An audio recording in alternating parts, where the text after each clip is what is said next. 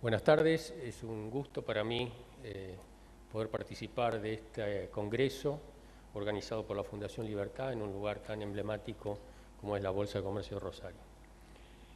Vamos a hablar un poco de energía en el escaso tiempo que disponemos. Vamos a empezar por un resumen, ¿no? ¿Qué es lo que ha pasado en estos 10 años en el sector energético? Una síntesis muy grosera es que ha habido un vaciamiento bastante importante del sector.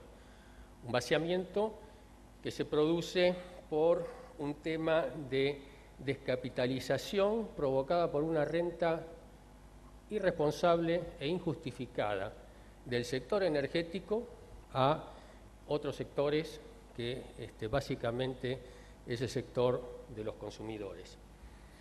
Es interesante conocer el concepto de renta petrolera, porque hay mucha gente, sobre todo de algunos dirigentes políticos, que consideran la renta restando al precio del barril de petróleo el costo de sacarlo de la tierra, ¿no? Cuando en realidad implica muchas otras cosas. Acá hay un grafiquito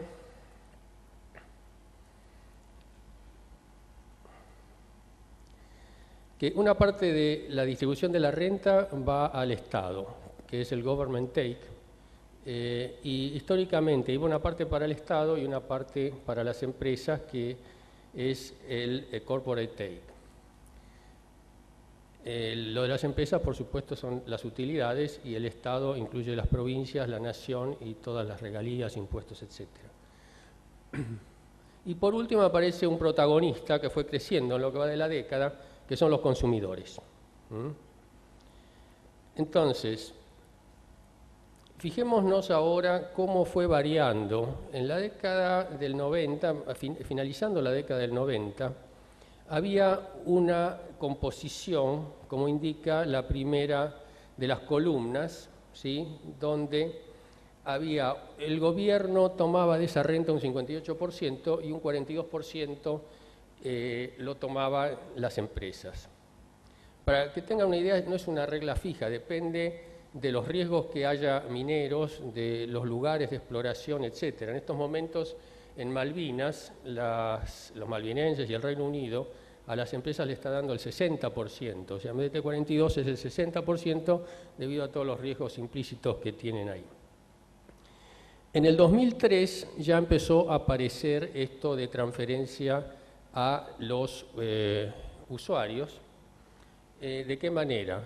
Bueno, básicamente congelando tarifas, poniendo retenciones, poniendo precios fijos, etc. Y llegamos entonces al de 2011, ahora está un poco más agravado, en donde se torna una situación que justifica, digamos, la falta de voluntad o de interés de invertir en el sector por parte de las compañías. De tener un 42% hace 10 años, ahora tiene un 23% de participación. El Estado ha perdido participación y todo se ha volcado a través de una visión, yo diría, un poco populista hacia los consumidores. Entonces, hubo en esta década, lo que provocó esto, se empezó con un criterio, digamos, discrecional, al extenderse el tema de la emergencia económica, que hizo que se trabajara sin contratos, sin actualización de contratos, y entonces, bueno, no había a qué atenerse. En el año 2003, el mismo gobierno de Kirchner, a través de su plan de gobierno hecho por el actual secretario de Energía, establecía que era necesario ir recuperando tarifas, porque si no iba a haber un problema de financiación del sector. Lamentablemente no lo cumplieron y pasaron a una situación que se llamó eufemísticamente argentinización, ¿no? La argentinización fue una cuestión de tener algunas empresas o empresarios amigos a los que se le daban concesiones de servicios. Caso típico fue el grupo Midland de Pampa Energy, cuando se le dio lo de Edenor, ¿no?, una de las principales distribuidoras, Recuerden que estaba en ese momento Electricité de France, que es una de las principales distribuidoras del mundo. Se le hizo la vida imposible y entró una empresa que no tenía ningún antecedente en el sector, pero tenía buenas relaciones con el gobierno. Se lo llamó a eso argentinización. Hubo otros casos, ¿no? Pero el tema es que siguió y fue mutando de argentinización a intervencionismo. Y de intervencionismo ahora estamos pasando a la etapa final, que es estatismo. Ustedes preguntarán por qué se hizo eso si se sabía que era insostenible, que se iba a llegar a esta situación. Si es insostenible cuando estamos hablando de objetivos país, de objetivos de desarrollo de un sector, pero es razonable si lo que se estaban buscando eran estrategias de poder y de acumulación. Y en ese caso hay que reconocer que han tenido éxito. Para dar una idea de lo que dije del vaciamiento y la descapitalización, basta mencionar lo que significaría recuperar las reservas que se perdieron en el sector hidrocarburífero, nada más, en gas y petróleo, a los precios actuales. Estamos hablando de 150.000 millones de dólares. Entonces, hagamos un pequeño repaso de la situación, ¿no? Tenemos, por un lado, en energía el sector hidrocarburífero, por otro lado, el sector eléctrico. Dentro del sector hidrocarburífero está el upstream, que es donde se extrae el petróleo y el gas, y ahí podemos observar que la producción cayó, ¿no? En petróleo estamos una producción un 23% abajo durante estos 10 años. En gas ya estamos cerca del 13% de la caída de la producción, y las reservas de gas es la mitad de la que teníamos hace 10 años.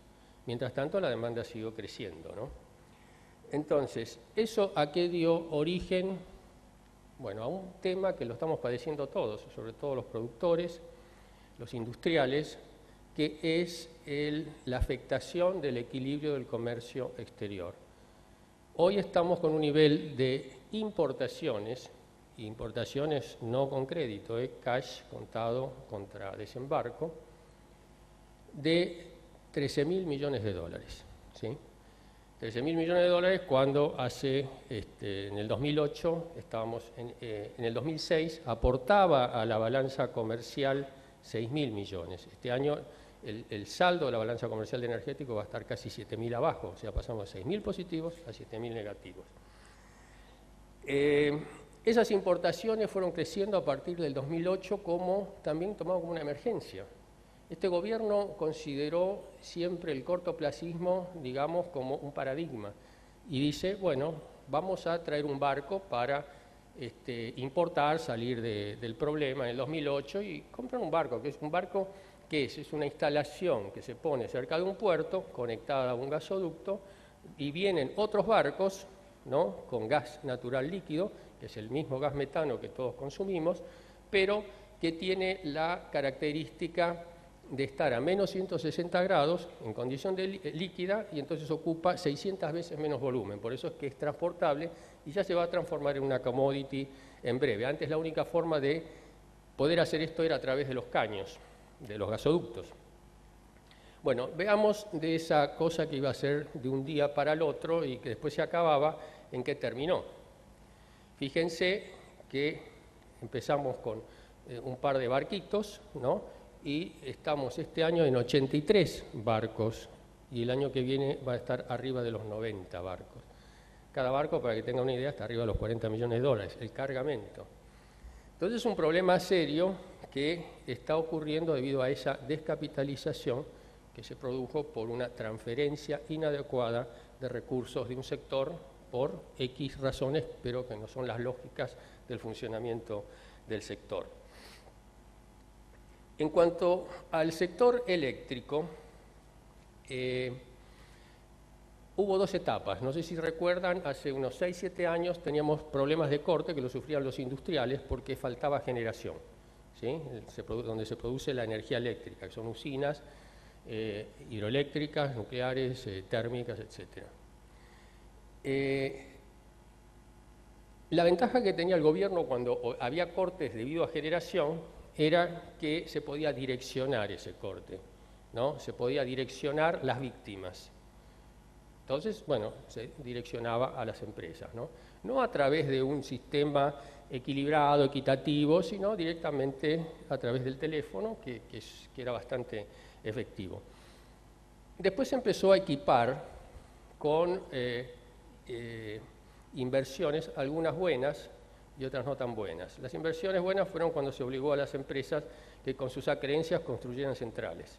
Se construyeron los ciclos combinados, uno está acá en Santa Fe y otro está en la zona de Campana, en Buenos Aires. Se terminó la cota de embalse de Yacyretá, bueno, porque si no los paraguayos nos mataban, porque es una asignatura pendiente desde el año 90 y pico. Pero, dada la urgencia y el cortoplacismo, se empezó a promover lo que se llamaba energía distribuida. Cualquiera que tenía una buena relación con el gobierno se compraba un grupo generador, 5 o 10 megavatios, diésel o turbogás o lo que fuera, y lo metía. Entonces se fue cubriendo la demanda y se fue desplazando el problema desde la generación hacia la distribución. Pero esa oferta de demanda generó un sistema que yo diría que es uno de los más caros del mundo. Es uno de los más caros del mundo porque pierde eficiencia, necesita más calorías para producir kilovatios horas que antes, porque son módulos, son unidades que tienen ninguna relación con el mercado interconectado. Estamos consumiendo 22.000 megavatios en el pico y se ponían grupos de 5 o 10 megavatios. Entonces, fíjense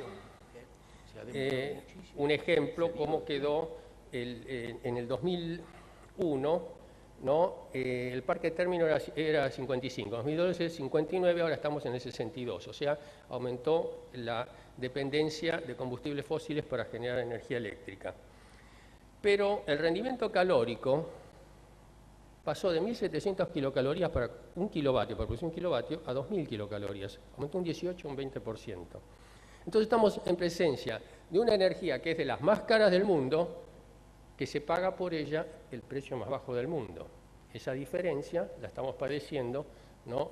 Toda la sociedad, consumamos o no consumamos, por el tema de los subsidios. En la distribución, que es el problema que estamos padeciendo ahora, que no sé por qué no se divulga tanto, yo vivo en el Gran Buenos Aires y más o menos 3 veces por semana me cortan, aumentó en frecuencia y aumentó en duración. Eso significa que al no haber habido inversiones en el sector distribución de electricidad en estos años, porque tienen congeladas las tarifas, yo creo que ninguno de ustedes podría vivir hoy con lo que ganaba hace 10 años, bueno, las empresas tampoco. Lo que hacen es dejan primero de invertir, pagar los costos de capital, no tienen acceso al crédito, después dejan de comprar equipamiento para el mantenimiento, después dejan de pagar la energía, bueno, y la próxima es cerrar y una nacionalización con matices épicos. Pero lo concreto es que no puede ser un sistema de distribución que esté funcionando con la misma infraestructura que tenía hace 10 años cuando la demanda creció de una manera normal. Yo no diría tasa china, pero normal. Hay muchos, por parte del gobierno, lo que más me preocupa es que no admite estos problemas, entonces es difícil que los pueda solucionar, ¿no? Es más, lo justifica. Acá traje algunas citas de por qué se justificaba la importación. Dice, nosotros importamos para acompañar el crecimiento del país. Sí, fenómeno, bueno, no hay más remedio, pero tenemos la energía. Dice, en Alemania se importa, Alemania no tiene recursos. Los subsidios son necesarios, las demandas fue explosiva y los yacimientos han declinado. Esa es una verdad media. La demanda primero no fue explosiva, fue explosiva si la tomamos desde el 2002, que fue el infierno, ¿no? Siempre cuando se toma el primer año, ¿no? Como origen, bueno, cualquier valor va a ser creciente, pero creció aproximadamente en el orden del 6% el consumo de combustibles y de energía eléctrica, que es lo normal. Pero no creció la producción. Fíjense en este gráfico que es muy esquemático. Acá pueden ver arriba que está la demanda de consumo de naftas. Después que creció un 90% hasta el 2012. ¿Sí? No tengo los datos actuales, del 2013 todavía no se cerraron. Tenemos un 70% que creció el gas y un 65% el consumo de gasoil. Ahora, yo le daría la razón al gobierno si la producción hubiera sido, qué sé yo, un 85% y bueno, no llegó, hizo un esfuerzo. Pero ha bajado toda la producción. Fíjense, producción de gas menos 13%, producción de crudo menos 20%. ¿Cómo va a funcionar el sistema si tenemos una caída del 20% en 10 años en la producción y un aumento del 90% y un 65% en los derivados del crudo? Bueno, y lo de la reserva de gas también, ¿no? Está ahí un 50% abajo. O sea, es un argumento que no se sostiene. Ahora, la pregunta es, ¿tenemos los recursos para revertir la situación? Bueno, yo diría tenemos un recurso, que es el energético, y en abundancia. El otro recurso, que es importantísimo, que es el capital, lo tenemos que conseguir o recuperar. No tenemos hoy acceso al mercado de capitales. Desde el punto de vista de los recursos energéticos, tenemos petróleo y quiero aclarar que no empieza una nueva Argentina con Vaca Muerta ni con el shale oil y el shale gas. Nosotros tenemos recursos de petróleos convencionales inexplorados. Inexplorados por cuestiones de política, por cuestiones de precio, por cuestiones de tecnología. Pero el 75% o 70% de las cuencas sedimentarias, o sea, son los lugares del país donde se puede conseguir petróleo, están inexplorados. Todo el mar argentino, más de 1 millón de kilómetros cuadrados, inexplorado. Tenemos todavía pozos en producción que pueden dar algo más. Es decir, tenemos todo eso, que si no tuviéramos Vaca Muerta ya nos aseguraría el autoabastecimiento en un corto plazo con una buena política, pero nos viene un regalo del cielo, el shale oil y el shale gas, que no lo esperábamos. Es un recurso, todavía no es una reserva. Una reserva es cuando lo cuantificas desde el punto de vista económico y técnico. Pero ya se han hecho varios pinchazos, como dicen los petroleros, y es una calidad y tiene una factibilidad económica bastante interesante. Entonces, tenemos todos esos recursos que están esperando que los saquemos. Ahora, ustedes dirán, hace falta mucho dinero, sí. Yo diría que para poner en valor solamente Vaca Muerta, no la cuenca del noroeste, la cuenca del río, del Golfo San Jorge, pueden ser 200.000 millones de dólares. No se asusten, el presupuesto de Petrobras son 270.000 millones de dólares. Ahora, de poner en valor lo que hay, o lo que se estima que hay en Vaca Muerta, estamos hablando de 2 billones de los nuestros, 2 millones de dólares. O sea, es una cosa que cambiaría completamente el panorama de nuestro país y las exportaciones en recursos energéticos, sobre todo de petróleo y gas, serían igual o mayores que las que tenemos ahora por el sector agropecuario. En electricidad tenemos también todas las fuentes. El 50% de la energía de los ríos para producir electricidad la tenemos desaprovechada.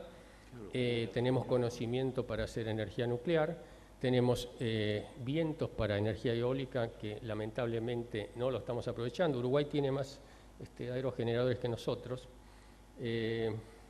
Así que es optimista desde el punto de vista de los recursos. Ahora, tenemos que ver cómo lo sacamos. Si entramos en ese cerramiento, es decir, lo vamos a hacer nosotros, la soberanía hidrocarburífera, todo para nosotros, etcétera. Bueno, yo pienso que a lo mejor nuestros nietos lo van a empezar a sacar y a lo mejor no vale nada ya ese recurso. Yo creo que en estos momentos nos tenemos que abrir al mundo, ¿sí? Pero para conseguir el capital, antes tenemos que recuperar la confianza perdida del mundo, ¿no? En estos 10 años hemos hecho un montón de macanas que nos han dejado afuera, digamos, de las inversiones y de los capitales. Hay que resolver el tema de la deuda, ¿sí? Porque no digo pagarla, pero se resuelve, se negocia, sobre todo la de Repsol, en donde está considerado a nivel mundial como una exacción, como una confiscación, porque no se dio nada por el 51% que le sacaron a los españoles en YPF. Hay que trabajar en marcos regulatorios, etc. Estamos bandeados. Vamos a ver las acciones antes y después del 2015 para ver cómo salimos de esto. Perdón. En el... Ya terminó el tiempo. ¿Se acaba? Sí, sí. Ok. Antes del 2015 hay una serie de acciones para tomar, ¿no? Una es pedirle al gobierno, ¿no?, que se haga cargo de reducir el monto de las importaciones de petróleo y de gas, ¿no?, porque se está comprando mal y muy caro. Viene el otro panel después. Y también el tema de las deudas y del tema de las tarifas. Bueno, pero como se acabó el tiempo no puedo terminarlo, quiero decir que el destino de la renta, de esta renta fabulosa de petróleo, si hacemos bien, dentro de 10 años a lo mejor la podemos lograr, ¿no? Hay que buscarle un destino como ha hecho Noruega, como ha hecho Brasil, etcétera. No que vaya a gasto público, sino hay una parte de esa renta tiene que ir a la educación, o sea, a la formación de conocimiento, y otra parte tiene que orientarse a el desarrollo de energías renovables que por sí solas, ante un competidor como gases baratos, no puede llegar a conseguirse. Muchas gracias.